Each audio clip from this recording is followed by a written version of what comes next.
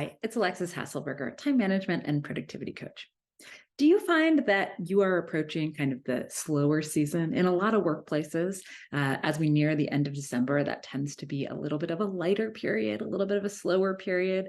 Not a lot of deals are being made. Not a lot of travel is happening. Well, travel's happening, but personal travel, not work travel.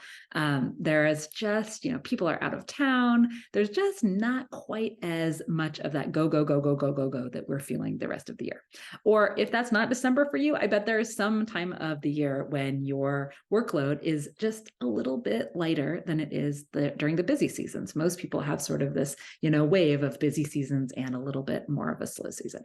And so what I want to talk about now is how we can take advantage of those slow times, because it feels sometimes like when that actually happens, we've been go, go, go, go, go for so long, we don't really even know what to do or how we can use that to set ourselves up for success.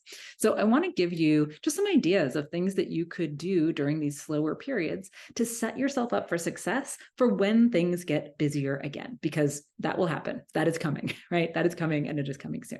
So what are the things that we can do when we find ourselves in a period that is just a little bit slower than it is usually? One of the first things we can do is purge or declutter. So just get rid of the unnecessary stuff. Get rid of unnecessary paper. Unsubscribe to emails that you're on that are just cluttering up your inbox. Just like try to get stuff out. If you're using buy nothing groups, get stuff out and send that away. Let other people have it. Just get rid of the purge, just get rid of all that stuff that we have, right? Another thing we could do is to organize. So if you have a bunch of paper and you can't throw it away or shred it, digitize it, right? Digitize it, make sure that it's not cluttering up all the other things.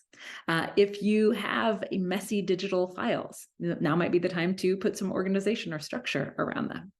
You might want to organize your email. Do you have the right labels? Do you need some additional filters? Like, are there things that would make things easier for you going forward?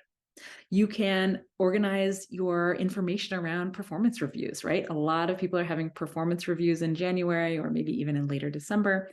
And this is something where, if this is true for you, this is a time to, get all your ducks in a row, make sure you have the information that you need, look through and make sure that you know what your big projects were, the things that were struggles for you.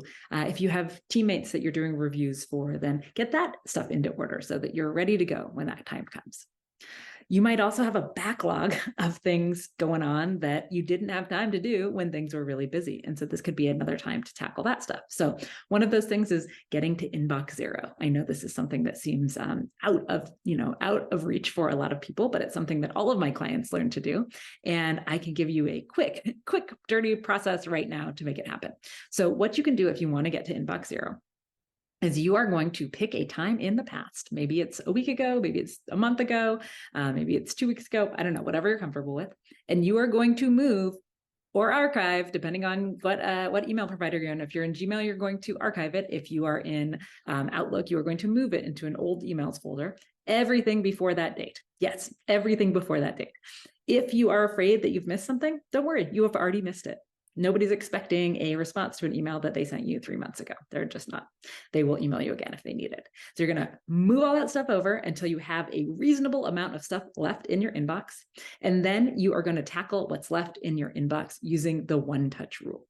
And so the one-touch rule is that everything only has 3 possible responses. So either it was just a read-only kind of a thing and you can just archive it or move it after you're done. No response was required.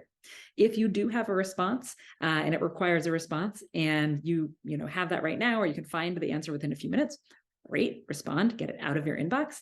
And third, the trickiest area is if you can't respond right now in full, then let the person know you received it, and then go ahead and add whatever work is coming out of that into your task list to make sure that it gets prioritized with all of the other tasks. So go through all the remaining emails in your inbox with this in mind, with those 3 options in mind, and you will get to inbox zero. If you move a whole bunch of old emails and you still have 1,000 emails in there, well, it's time to cut more. But inbox zero is something you could definitely do to help set yourself up for a great new year. Or if you have a whole bunch of tasks in a backlog that you haven't gotten to, then one of the things you could do is set up a productivity power day or a productivity power hour where you go through and do all of these tasks that are like low priority tasks, but still have to be done at some point. That could be something where you just get rid of a whole bunch of stuff at once. Maybe all those forms you've been meaning to fill out, all the little organizational things that you've been trying to do, etc. Now, another thing that you can do is spend a little bit of this time reflecting. So you could look back at the past year or the past busy season that you're coming out of and ask yourself some questions. What didn't work that well? That I want to change? What are practices I'm doing that work really well? And how can I, double down on those? Anything that comes up for you that's a reflection, you can then say, okay, how do I want to move this into the new year? And then you can also think about setting goals, setting priorities for the upcoming time period. So maybe it's a year that you're thinking about, maybe it's just the next busy season that's rolling around, but you want to think proactively, what are the goals that you have for yourself? What are some realistic things that you could do, that you could put in place that would keep you moving forward? And then lastly, and most importantly, use this time to relax, right? You've been working hard all year.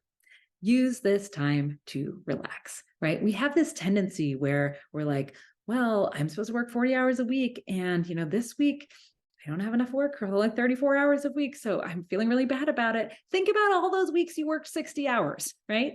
It's okay to knock off a little bit early if you have the time to do so and you're getting all of your work done, right? It's okay to use this time for rest and relaxation. You deserve rest and relaxation. Now, of course, if you feel like you need a good reason for resting and relaxing, then there are endless studies out there that will tell you that anytime that you're taking breaks, that you're resting and relaxing, that's going to make you more creative and more productive, et cetera, on the back end. If you need that reason, great. But I think rest and relaxation, these are things that are valuable in their own right because you're a human being. And so take some of this time to move a little slower, to rest and relax and give yourself that gift. Now, if you like this kind of content and you would like to see more of it, then please make sure to subscribe so that next year I will be in your feeds every single week. Just like she said, make sure to subscribe because only about 20% of the people that watch our videos are actually subscribed. So it'd be a big help to subscribe.